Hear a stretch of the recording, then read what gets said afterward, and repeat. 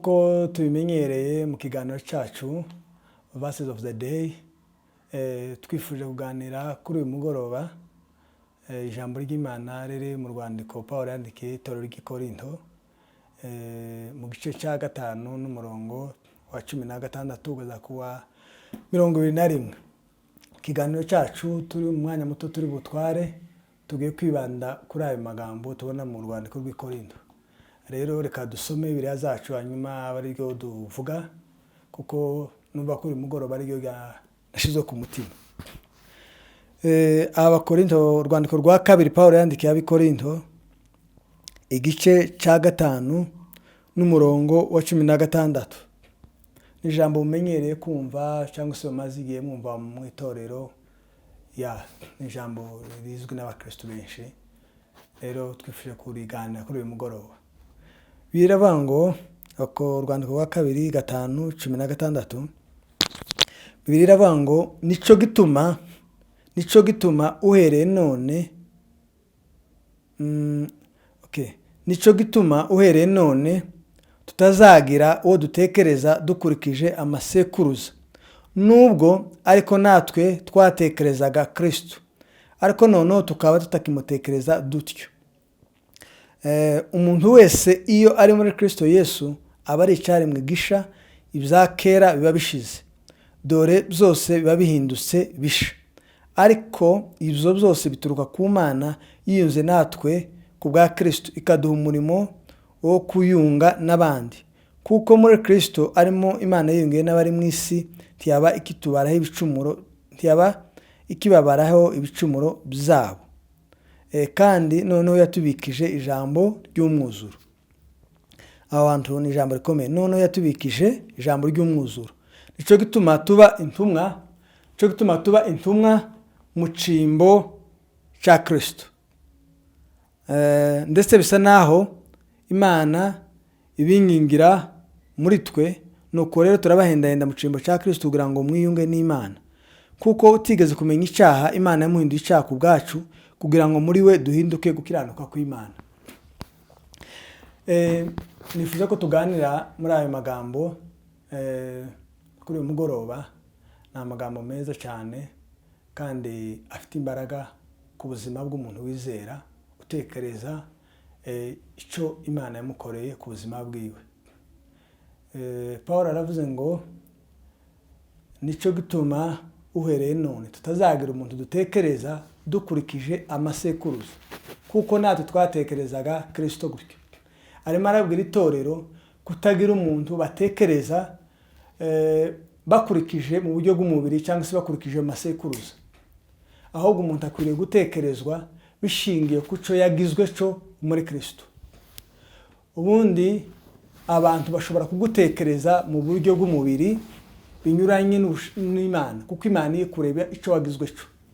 Abantu nanone nawe ubwawe ushobora kwitekereza mu buryo bw'umubiri, bimwe ukibwira ko ari mu nzira nziza, ibindi mu nzira mbi, ariko byose ugasanga ntibiva mu gutekereza kwiza kwa Kristo cyangwa se biva mu ijambo ry'Imana.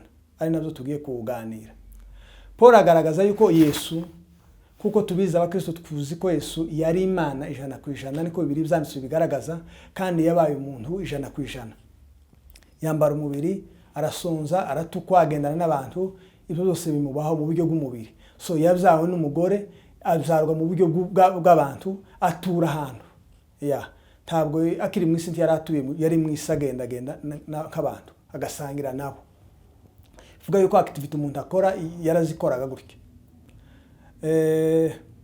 Keretse gusa yuko atakoze icyaha, niko Bibiliya ivuga, ariko ibindi yari ameze nk'abantu. So abana b'abantu bamutekereza nk'umuntu. Yesu yavuga ko ari Imana, abayuda bikabakwaza. Yesu yavuga ko afite ububasha bwo kubabarira ibyaha, ntibabyumve, kuko bari bafite inzira bamenyereye y'ibitambo n'ibindi buryo bugaragara. Bakamutekereza bakurikije ibyo yavuga, bakavuga ngo arigereranije. Iyi si Imana kandi si Imana, turamuzi ni umuntu. Yavuga bakavuga ngo arigereranije. Uko kose bikaba kumutekereza mu buryo bw'umubiri. Kuvuga ngo bamwe bakamutekereza nka mwene Mariya na Yosefu, abandi bakavuga ati Yosefu si we wamubyaye, bashakanye na Mariya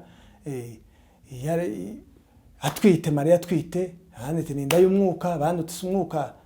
Niko n'ubu bazabyivuga mu buryo bw'abantu, n'ubu hari amadini azabivuga si umwuka Imana izibyara, Imana ntiyororoka, hari amadini azavuga gutyo. Ibyo bikaba gutekereza Yesu muri ubwo buryo, hakabaho gucanganyikirwa mu ntekerezo z'abantu. So bamutekereza muri ubwo buryo, abantu baramudisqualifiye, baramusuzugura bashingiye kuri ico. Ariko iyo baza kumenya ubutware bwe, bagahumuka bakamenya ko ari Imana, tibari kumufata nk'uko bamufashe. Paulo rero aragaragaza ngo uko Yesu yari ameze twamutekereje mu buryo bw'umubiri, mu buryo bwo kumusuzugura, ntaba ariko natwe dutekereza umuntu uri muri Kristo Yesu. Kuko iyo umuntu ngo ari muri Kristo Yesu, ngo aba ari icyaremwe gisha. So umuntu dukwiriye kumutekereza muri bene ubwo buryo, ahubwo dukwiriye kumutekereza bishingiye ku cyo Imana yamugize cyo. Yesu yari Imana ariko kandi yambaye umubiri, nukuvuga ngo abantu ntibamenye ishusho y'Imana bakamubona mu buryo bw'umubiri. Nuba abana b'Imana niko bagizwe, bavutse ubwa kabiri, bababera, bagirwa bera, baba bakiranutsi, bahinduka abana b'Imana, ariko baracyambaye imibiri. Nukuvuga ngo hari igihe dushobora gutekereza umuntu dukurikije mu buryo bw'umubiri, tukavuga ngo ntacova kwa naka bazabamera gutya, amateka yabo barazi bameze gutya, naka ni mwene naka turamuzi, ameze gutya, intege nke nizi, ntiyigeze atunga ibi n'ibi, ntiyigeze yiga amashuri n'aya, ntiyigeze agera kuri urwego, ntiyigeze. Tukamutekereza dushingiye kuri ibi byo mu mubiri. Ibyo byose, iyo mitekerereze ikaba iva kuri kamere muntu, itava ku Mana. Paul rero ahugura abera ko badakwiye gutekereza umuntu bashingiye muri bene ubwo buryo. Nuwo kwa nyenaka ntihova umupasiteri, kwa nyenaka ntihova ukora ibi ngibi, kwa nyenaka ntihova umuvugabutumwa, kwa nyenaka ni mwene ameze gutya. Bamutekereje mu buryo bw'umubiri. Mu buryo bw'umubiri ushobora kuvamo ibintu nka bibiri twotekerezamo umuntu. Dushobora kumutekereza muri angle y'igisuzuguro yo kumusuzugura. Nanone dushobora kumutekereza mu rwego rwo kumushira hejuru. Ariko nuko kumushira hejuru nako ugasanga tikuva ku Mana. Tukamushira hejuru dushingiye ku mashuri, tukamushira hejuru dushingiye ku mafaranga, tukamushira hejuru dushingiye ku byo tubona ubumenyi, nubwo atari bubi. Ibyo byose si bibi kwiga, simfite inyigisho zirwanya amasomo, ahubwo nukangura abantu bose kwiga, nta kibazo kiriho kuko Imana ntifitanye ikibazo nabize, ntifitanye n'ikibazo n'abadafite ifaranga, n'abazifite n'abafite ifaranga, ntifitanye ikibazo nabo, kuko kutazigira cyo kugira umwana w'Imana, no kuzigira cyo kikugira uw'Imana. So ubwo buryo bwose bushobora kuba bubi. Dushobora gutekereza umuntu mu buryo bwo kumusuzugura, dushobora no gutekereza umuntu mu buryo bwo kumuzamura.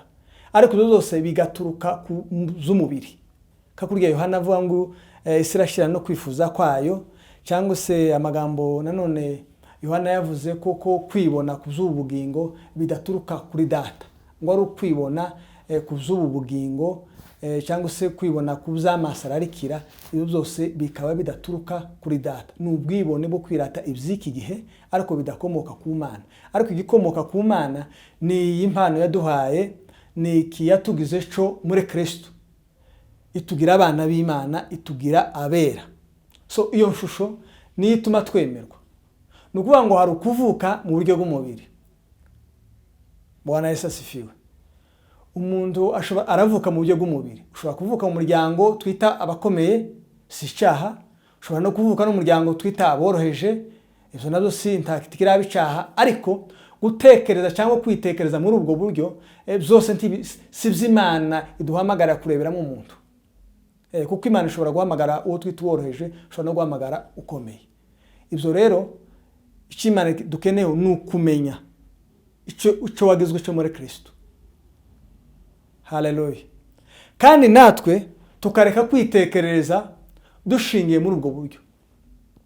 hari umuntu uza wiyumva kuko akizamura, akihimbaza, akikakaza bishingiye ku cyo yiyumvamo. Narize aya mashuri, mfite amafaranga, mfite ibingibi, akumva ko n'iby'Imana imwemeye kubera ko abantu bamukomeye amashi, icarico n'iryo zina afite nizo mbaraga, akaba ari byo yitwaza.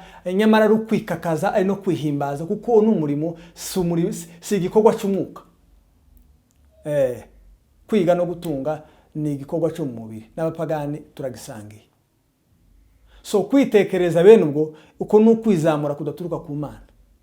Abandi nabo bakisuzugura, bakimaraho, akireba uko abantu bamutekereza, nawe akaba ariko yifata. Simfite ibi, ndacyabura ibi, sintunze ibi, sindagera kuri uru rwego, ndifuza kuzagera kuri uru, sindarugeraho, ushobora kuzontwara imyaka 20. Ukumva ko ushobora kuzoba umuntu kanyuma y'imyaka 20 cyangwa 30. Cyo nacyo ni ikinyoma. Ariko Bibiliya tubwira ngo twirebe bishingiye kubo twagezweho muri Kristo, kugira ngo tumenye icyo Imana yatugize, tubashe kumenya ko tugomba gukorana n'Imana bishingiye ku cyo twahawe, bidashingiye ku mazina twiyita cyangwa imitekerereze ikomoka ku muntu idakomoka kuri data. Ikomoka kuri data ni iki yayitwereka kiva mu ijambo ryayo, ni iki yayitwereka yatugize cyo muri Kristo. Hari ukuvuka ko mu mubiri, ni ukuvuka, hakaba no kuvuka no mu buryo bw'umwuka, kuko Yohana bivuga, nkuko Yesu yabivuze. Yego ni Yesu, si Yohana, ni Yohana wabyanditse, ariko ni Yesu wabivuze. Aravuga ngo kibyarwa n'umubiri ni umubiri, kibyarwa n'umwuka ni umwuka. Kuvuga ngo hariho kuvuka ko mu mubiri, hakaba no kuvuka ko mu mwuka. Kuvuka ko mu mubiri ni uko twese tubyarwa n'ababyeyi, aho baba baravukiye, igihugu cyaricyo cyose, viri yariyo yose, amashuri baba barize, uko umeze kose, ni ukuvuka ko mubiri. Icyo ntaco gihindura mu bwami bw'Imana, kuko ntubu burimo. Kugira ngo winjire mu bwami bw'Imana ni ukuzarwa bwa kabiri, kandi kuzarwa bwa kabiri si igikorwa cya muntu ngo nagize gutya, no, si no kubatizwa nk'uko bamwe bazabyita ngo kubatizwa mu mazi. Bibiliya ntivuga kubatizwa, ivuga kuzarwa. Ni ukuvuka, ni ukwakira Kristo ukabyarwa n'umwuka. Yego, nta mukristo ubaho utagira umwuka wera, kuko icyamugize umukristo ni ukuzarwa n'umwuka, niko biri hamwe. So igituma uba umukristo ni uko wabyawe n'umwuka, ni ukuzarwa n'umwuka. Yego, tumaze rero kuzarwa n'umwuka, dukwiriye kwitekereza muri iyo angle. Titwitegereze dukurikije izo zose z'umubiri biganisha mu kuteza ikintu cyo kwishira hejuru, cyangwa se bituganisha mu kintu cyo kwisuzugura, bigatuma utumva icyo Imana yaguhamagariye, cyangwa se udashiruka amanga yo gukora ibyo Imana yaguhamagarira gukora. Bwana Yesu asifiwe. Paul aravuga ngo muri ico gice tidukwiriye gutekereza umuntu kuko batekerezaga Yesu, ahubwo dukwiye kumutekereza mu shusho yo kuvuka. Aravuga ngo uyu muntu ari muri Kristo Yesu ngo abari icyaremwe gisha, ibyakera biba bishize. Ni ukuvuga ngo uyu muntu yakiriye Yesu aba muri Kristo. Hari imitekerereze nayo y'abantu bazabagira ngo none turaza tukakira Yesu nk'umwami n'umukiza, bikaba nk'umuhango wo kuvuga ngo Mana ndakwakiriye Yesu, nono ibindi mibereho tukaja nko kwigwariza mu rwego rwo kugira ngo tuzemeze Imana, none tubone ko twinjira mu ijuru. Ngo hariho kwakira Yesu hanyuma akaba no kwirwariza. Ibyo sibyo. No, tuvuka muri Kristo Yesu, tukabyarwa n'umwuka, tugakurira muri we, tugakurira muri Kristo. Cyo gituma Pawulo agenda avuga mu nzandiko ze n'izindi ntumwa, ugasanga muri bakoresha iyo jambo muri Kristo, bakabyita nk'ahantu. Ukuvuga ngo hari ukuvuka ko mu mubiri, akaba no kuvuka ko mu buryo bw'umwuka, ubuvutse mu wundi muryango, ari umuryango w'abana b'Imana, ariho hitwa muri Kristo. Tugakurira muri Kristo dutegereje kuzacungurwa kw'imibiri. Bwana Yesu asifiwe. Iyo umuntu rero ngo ari muri Kristo Yesu, abahindutse icyaremwe gisha. Iyo niyo shusho abafite. Umuntu rero ntakwiriye kwitekereza akurikije amasekuruza. Iyo mitekerereze ni imitekerereze ijya kuguciza, ikakubwira ngo iwanyu ntacigeze kihava, timwigeze mutunga indege n'ibindi, timwigeze mugira kampani, timwigeze mumera gutya, uruyu ukitekereza ukimaraho. Ntiwigeze wigira kuri ibi bigo, ntumeze nk'abanaka, ntumeze gutya. Ariko Imana ashaka ko tutekereza muri ubwo buzima busha bw'imbaraga ziva kuri yo yaduhamagaye, imbaraga ziva muri Kristo Yesu, ikatugira abera, ikaduha kwemerwa. Naho ibituruka muri kamere muntu bituzanira complexe de superiorité, cyangwa se kwishira hejuru ko mu mubiri, ariko kwikakaza kwa kamere, cyangwa se bikatuzanira kwikandagira, ariyo mitekereze itava ku Mana nanone. Imana iraduhamagarira kumenya abo twagizwebo kugira ngo tumenye n'ubutware twahawe hejuru y'ubutware bw'umwijima, hejuru y'ubutware bwa Satani, kugira ngo tumenye inshingano dufite n'imbaraga, duhaguruke muri izo, dukore muri izo. Tutumva amajwi atubwira ngo uri naka, tutumva amajwi akubwira ngo uri mwene naka, utumva amajwi akubwira ngo tushoboye ibi, utumva amajwi akubwira ngo iwanyu nta cigeze kihava kimeze gutya, utumva aya majwi, ahubwo ukitekereza mu nzira nsha. Yesu avuga ko ari Imana, abantu ntibabyumvaga. N'ubu hari igihe tuba twitegereza muri ubwo buryo. Umuntu akavuga ngo wowe tubana, wowe duturanye muri quartier, wewe tubana, uku wewe mu isi uza wihamya ko uri umwana w'Imana. Mwene nako uri umwana w'Imana gute? Mu bitekerezo z'umuntu ntiwo bifata. Ugatekereza ngo wewe uri umukiranutsi kweli, uzugenda ukumva ngo wowe uri umukiranutsi. So umuntu akidisqualifia kubera ko niko yitekereje mu bwenge bw'umuntu. Ngo no, mwisi nta mukiranutsi waba, turabizi. Amayo magambo agasa n'ubucamanza, kandi ubucamanza bwemewe. Nyamara n'ubucamanza bw'abantu butari ubw'Imana. Ariko ic'Imana yemeye nico kuri, ic'abantu bita kuri sico kuri. Nuko nukuri kwa muntu, naho kuri n'ukw'Imana kuri muri Kristo. Bwana Yesu asifiwe. Iyo umuntu rero ngo ari muri Kristo Yesu abahindutse cyane mugisha, ibyakera biba bishize. Bwana asifiwe. Kadusabe mwene data akomeza asome iyo mirongo ikurikira, hanyuma abariyo dukomereza tuvuga ayo magambo. Komeza ku murongo wa 18. Haravuga ngo ariko ivyo byose bituruka ku Mana yiyunze natwe ku bwa Kristo, ikaduha umurimo wo kuyunga n'abandi. Kuko tonda wana ngo ariko ivyo byose kugira ngo tubyaremwe bishe, tibyavuye kuri twe, byaturutse ku Mana yiyunze natwe muri Kristo Yesu. Cyo gituma sico okorera Imana kugira ngo uyemeze cyangwa ubicaremwe gisha, ahubwo ni Imana yakoze gihesha abantu kwemerwa. Kuko tubizi Adamu amaze gukora icyaha yagerageje kwibambira cyangwa se kwibumbira ibicocero. Imana ikora igikorwa cyo kumwambika se cyangwa se reka tuvuge impu, kuko umvugo zimwe zikoreshwa. So cyari kimenyetso cy'agakiza gaturuka ku Mana. Umuntu ntiyari kugerageza kwibonera gukiranuka ngo yemeze Imana, keretse kwemera gukiranuka, kwakira gukiranuka kuva ku Mana. Iyo ni ishusho y'agakiza kazakomoka ku Mana. Cyo gituma kubicaremwe gisha cyangwa mukiranutsi si igikorwa no korera Imana kugira ngo nyemeze njewe, ahubwo nukwemera kwakira gukiranuka kwavuye ku Mana. Kandi gukiranuka si ibintu byinshi, si n'ikintu, gukiranuka ni Kristo, impano yo gukiranuka. Bwana Yesu asifiwe. Komeza usome. Kuko muri Kristo arimo Imana yiyungiye n'abari mu isi, ntiyabikibabaraho ibicumuro byabo, kandi noneho yatubikije ijambo ry'umwuzuro. Kuko tuzusomye muri Bibiliya ko bavuga muri Kristo Yesu, umva ahise kera hantu, ahise muri Kristo nimwe Imana yiyungiye n'abari mu isi, ntiyabikibabaraho ibicumuro byabo. Usoma Bibiliya cyongereza zigaragaza ntiyabikibabaraho ibyaha byabo. So hanze ya Kristo uri umunyabyaha, uri inkozi y'ikibi, uri wo kurimbuka. Kabone nubwo buri imfura, nubwo buri inyangamugayo, nubwo bayitwara neza, hanze ya Kristo uri wo kurimbuka. Kandi n'imirimo myiza yawe ntizogukiza, habe no kwitwara neza kwawe ntacyo bizogukiza. Icyakoze bizogufasha muri isi y'umubiri kugera ku bikorwa byawe bimwe na bimwe, no kuzokurinda no kuja muri prison n'ibindi byose, ariko tizoguhesha kwinjira mu bwami bw'Imana keretse kuvuka ubwa kabiri. Iyo jambo turarizi neza, niko Yesu yabwiye Nikodemu, umuntu natavuka ubwa kabiri ntabasha kwinjira mu bwami bw'Imana. Nikodemu wari muvugana na Yesu yari umugabo w'umunyangeso nziza, kuko yari umufarisayo wigishaga iby'amategeko. Aya ngaya ba ntukice, ntukibe, ntugasambane, ntumere gutya na gutya na gutya, ibi byose kuko nibyo yigishaga. Yari inyangamugayo muri byo, ariko ntibyamugize umukiranutsi. Habe nawe ujya musore w'umutunzi waje imbere ya Yesu avuga iby'amategeko. Niwe muntu waje kuri Yesu ataharakaye. Abantu benshi bazaga imbere ya Yesu, abarwayi bagakira, ibimuga bigakira, abameze gutyo bakabona ibisubizo, abanyabyaha Yesu akavuga ndababariye. Ariko niwe muntu waje imbere ya Yesu asuye yarakaye, yari afite gukiranuka kwa muntu yibwiraga kuva mu mategeko. Nzangira gutya na gutya, kora iki kugira ngo ninjire mu bwami bw'ijuru, niko yabwiye Yesu. Ariko abantu batari bafite icyo bahagazeho bishingikirizaho kwabo, gukiranuka kwabo, kabaza Yesu ntacu yaza basaba, yaza bakira uko baje, akabakira uko baje kandi arabibye, ariko akabahindura. Ko niko Kristo azagira. Ntabwo Yesu yaje gushaka abakiranutsi, yaje gushaka abanyabyaha. Ntabwo Imana inena abanyabyaha, ahubwo nibihaye hamagara kugira ngo bahindure ibyaremwe bishe. Usibye ko abantu ariko tugira bene ayo mahimba yo kunena abantu, kandi giteye ubwoba tukanenana, kandi natwe tutera mu gukiranuka kwa muntu. iyo ni imyumvire ya muntu itava ku Mana.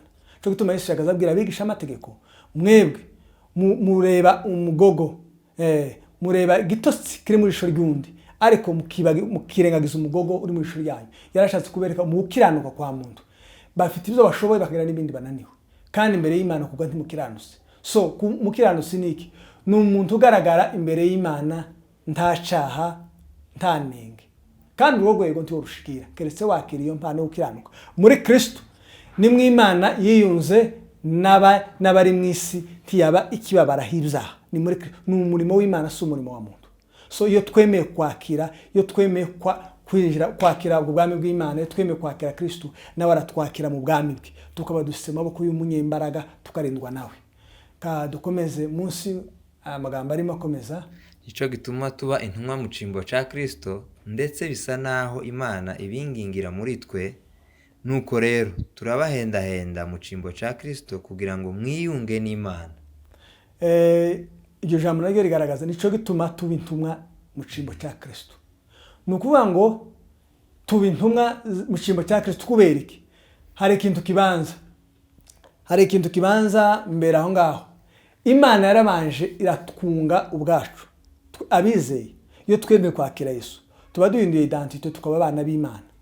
Noneho natwe tukabona guhabwa inshingano zo kuja kunga abandi bantu n'Imana, tukabahendahenda kugira ngo baze kwiyunga n'Imana muri Kristo. Mu yandi magambo, tukaba abambasaderi. Tuba abambasaderi kubera ko twabanje guhabwa ubwene gihugu bw'ijuru. Noneho tukabona guhabwa misiyo yo kuja kubwiriza. Hari abakristo benshi usanga tibemera identite yabo, icyo bagizwe cyo mu Mana, ariko bakishimira kuba abakozi b'Imana, bakishimira kuvuga ubutumwa, bakagira umwete wo guhamagara abantu kuza kwakira Yesu, ariko batemera icyo bagizwe cyo. Noneho wamubaza ati se mwene data urizeye? Narizeye. Yesu yoza oja mu ijuru? Simbizi. None ufite umwete nyabaki yo kuja guhamagara abantu bazi kuri Kristo. Nta muntu woba ambasaderi w'igihugu adafite ubwene igihugu bw'icyo gihugu.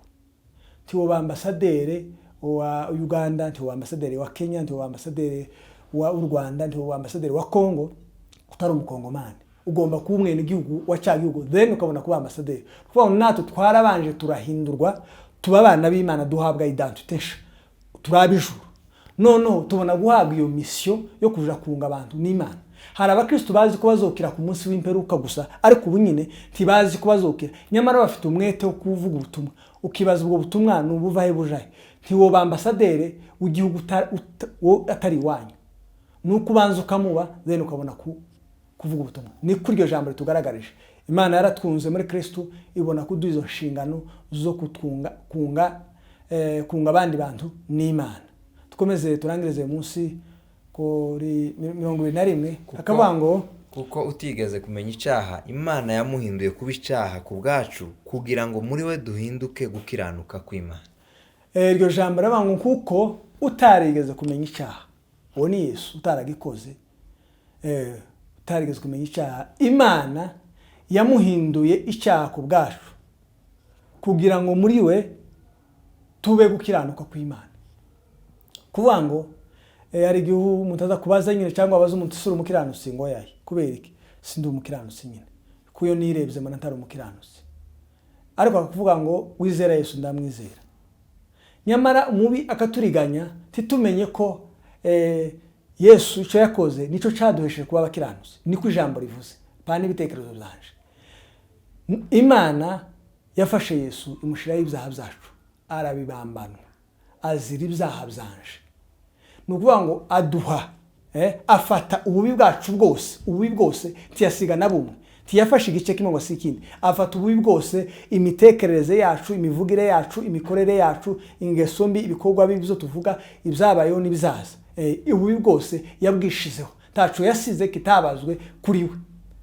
Afata ububi bwose, afata iyo nature y'icyaha, nature y'icyaha, n'ubundi ibyo tubona gutukana kubesha n'imbuto z'icyo kibi zikomoka kuri icyo kibi. So yafashe ako kamero, iyo nature y'icyaha cy'umuntu arakikorera, aduha. Ukuvuga ngo yafashe ububi bwacu, natwe dufata gukiranuka kwe. Niko iryo jambo rarivuga. Yafashe ububi bwacu, natwe dufata gukiranuka kwe. Nukuvuga ngo turabakiranutsi iminsi yose, kubera ko twafashe gukiranuka kw'Imana ariwe Kristo, nawe agafata gukiranirwa kwacu. Ariko igitangaza, iryo jambo tuba turisoma ni ijambo rimwe rivuga amagambo abiri, ariko tukemera kimwe ntitwemera ikindi. Niryo riteye ubwoba. Tukemera ko Yesu yapfuye kubw'ibyaha byacu, yikoreye ububi bwacu Imana yabumushizeho, icyo tukacemera.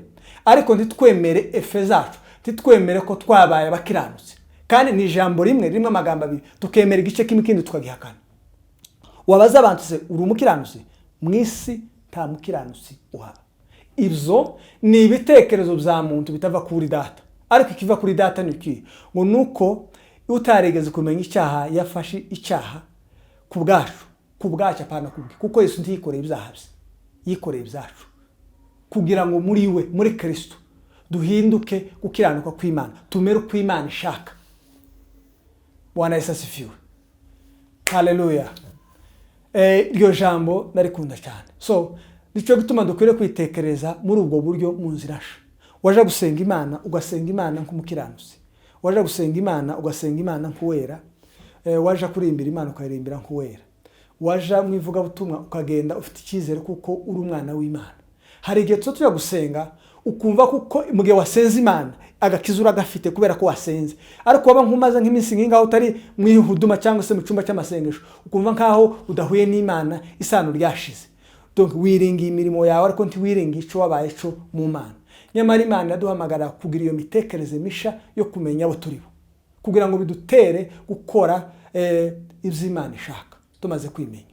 Hari abantu benshi bakijijwe, bakiriye Yesu, ariko bakicitekerezaho imivumo, bakicitekerezaho za karande, bakicitekerezaho ngwinyasi, bakicitekerezaho ibindi. Akumva ko agomba kubanza kuja kwikora deliverance, cyangwa bakabanza bakamukora deliverance. Bamwe bakababwira ngo babaryamisha abasiga amavuta, abandi yewe babagire gute, abandi babajane babakubite gute na hehe, abandi baryame mu ruzi, abandi. Iyo yose ni imitekerereze ya muntu itava ku Mana. Kukumesa mu ruzi no kutakumesa sizo kubwira cyari mwigisha.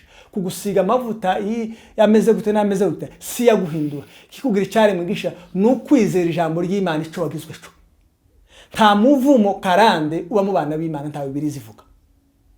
Abantu benshi Satani zibarasisha inyuguti umwambi, ariko tibamenye iki jambo ry'Imana rivuga. Satani yazigaragarisha Yesu byanditswe. Ico ni ishusho kuri twebwe, kugira ngo nihazaza umuntu muvuga butumwa cyangwa umwigisha w'ibinyoma cyangwa umuhanuzi w'ibinyoma cyangwa munyedini runaka cyangwa utemera Imana, imitekerereze ya muntu yari yose imitekerereze ipinga ijambo ry'Imana, nukugira ngo nihaza ibyo bitekerezo muri twe tubashe kwineshesha iryo jambo ry'Imana. Satani kazi kavuga ngo akubwira ngo no, Bibiliya iravuga ngo mukuva ngo n'Imana ihanira abantu gukiranirwa, ihanira abana gukiranirwa kwa base, ikageza niba ari ku buvivi kw'isekuruza by'abamwanga. K'iryo jambo ugahita urisoma, ugahita uvuga ati none sogokuruza cyangwa sogokuru hari ibintu yakoze bitari byiza, wenda yaraterekeye ibigirwamana, cyangwa yarameze gutya, cyangwa sogokuru ntiyari yizeye, cyangwa wenda data ntakijijwe, cyangwa mama ntakijijwe. Noneho nanje ugahita ugenda ukaja gusenga Imana ikubabarire, Imana igukure umuvumo, reka kuvumura za karande ziwacu. Nta karande bucare mwigisha. Iyo umuntu yakiriye Yesu abatandukanye n'iyo mivumo y'inkomoko, abatandukanye kuzi wabo. Nubwo isona nyoko bo babaza basenga ibigwamana, nubwo baba basenga ikimasa, nubwo baba bameze gute, ariko we kuba warizeye Imana, wavuye muri uryo muryango wo mu mubiri uja mu buryo bw'umwuka, aho Imana ikureba muri Kristo Yesu. Bwana Yesu asifiwe. Timubwira ikibazo, reka ndangize muri nkomeze. Timubwira ikibazo. Ijambo rabango tukwiriye kwitekereza muri ubwo buryo busha, tukitekereza kuko Imana yatugize. Nta muvumo karande mu bana b'Imana. Iryo jambo Satani akweretse iryo, ukwiriye kumwereka ko iryo twatuze ryo muri kuva ko hari ikindi Imana yakoze muri Kristo Yesu. Umuntu yabikitwaraho ibyaha. Umwanditsi w'igitabo cy'Abaheburayo aravuga ngo nzababarira gukiranirwa kwabo kandi ibyaha byabo n'ibicumuro sinzabyibuka ukundi. Iyo ni isezerano risha rinyuranye na ryo twasomye muri kuva yagiranye nabo ku musozi Sinayi. Niryo sezerano risha. Tuzarisoma mu Baheburayo 8 no ku 12, nanone mu Baheburayo 10 no ku 17, ngira ngo ku murongo wa 15 mu gice cya 10 akavuga ngo umwuka w'Imana niwo mugabo kubihamya. umwuka wera niwe mugabo wo kubihamya. Ni ukuvuga ngo ikindi kiza kidahamya ibyo ngibyo Yesu yakoze ku musaraba, uwo si umwuka w'Imana, ariko umwanditsi aravuga ngo umwuka wera niwe mugabo wo kubihamya. Ariko ubu ngubu waroza ngo umuhanuzi akakubwira ibinyuranye n'ijambo ry'Imana, akakugura izo nyuguti, kimwe no kujya Satani yazigaragaza Yesu, kandi akavuga ngo ni umwuka w'Imana ubivuze. Ariko biravuga ngo umwuka niwe mugabo wo guhamya ibyo Yesu yakoze, yakoreye abera muri Kristo Yesu. Nta muvumo karande ubizera. Dukwiriye kwitekereza muri ubwo buryo busha. Abantu benshi b'abakristo ntibagira amahoro mu ngo zabo, bakumva ko bafite imikoshi, bakumva ko bafite imivumo, bakumva ko bameze gute. Ariko Imana iraduhamagara kwitekereza mu buryo busha. Abagalatiya 3:13 haravuga gute? Haravuga ngo Imana cyangwa se muri Kristo Yesu, mu Bagalatiya 3:13 ngo Kristo, twavuga Kristo yadukijije umuvumo uterwa n'amategeko, uva amategeko. Kuvuga ngo umwana w'umuntu ari byo yasabwaga gukora, kuzuza mu buryo bw'amategeko, ntabikore. Cyo gutuma bahoraga batamba ibitambo, kubera kuko badabashe gukiranuka, iyo mivumo ikabazaho, imivumo y'ibyaha, kuzaha bizana umuvumo, iyo mivumo ikabazaho. Ariko Imana iratubwira ngo Kristo yadukuyeho umuvumo uterwa n'amategeko. Uwo muvumo muri Kristo Yesu twawukuweho. Hari abantu bakikizera ko bafite uwo muvumo, bagomba gukorerwa deliverance, bafite iyo mivumo. Ariko muri Kristo Yesu twaravumuwe. Muri Kristo Yesu tugendana amahoro. Rero mwene data, ugomba kwitekereza mu buryo busha, ugasenga Imana ufite amahoro, ugasenga Imana ufite umunezero, ugasenga Imana ufite ibyishimo, ugasenga Imana umaze kwisobanukirwa uriwe muri Kristo. Muri Kristo Yesu uko birivuga, twahawe ubugingo bw'iteka. Izo twahawe muri we ni iby'iteka, si iby'igice. Twahawe ubugingo bw'iteka kugira ngo umwizera wese atarimbuka, ahubwo ahabwe ubugingo buhoraho, eternal life. Ni eternal, ntabwo ari igice, ni ubugingo bw'iteka. Muri Kristo Yesu kuko tubisoma mu gitabo cy'Abayiburayo ngo twahawe gukirana, twabonye gucungurwa kw'iteka. Muri Kristo Yesu twabonye kubabarirwa kw'iteka, niko birivuga mu gitabo cy'Abayiburayo. Muri Kristo Yesu twahawe agakiza k'iteka. Abayiburayo igice cya 5:19. Twahawe agakiza k'iteka, duhabwa kubabarirwa kw'iteka, duhabwa gukiranuka kw'iteka, niko byanditse mu Korinto, ngira ngo ni igice cya 9:9, bitari Abakorinto ba mbere cyangwa urwandiko rwa kabiri, sinacekinze neza. Haravuga ngo yanyanganyije, yes, yanyanganyije aha ngo abakene gukiranuka kw'iteka. Abakene avuga sabi faranga, na abakene bakeneye Kristo muri bo. Aha abakene gukiranuka kw'iteka. Twahawe kubabarirwa kw'iteka, duhabwa gukiranuka kw'iteka, duhabwa ubugingo bw'iteka, tubona gucungurwa kw'iteka. Izo twahawe ni iby'iteka. Satani ntaka kubuza amahoro, intekerezo za muntu ntizikakubuza amahoro, ahubwo menya uriwe, uhaguruke muri izo mbaraga, uhamya Imana, wamamaza ubutumwa bishingiye kuri icyo wahawe, ibyo wahawe by'iteka. Ijambo ry'Imana ritufashe muri mugoroba. Amen.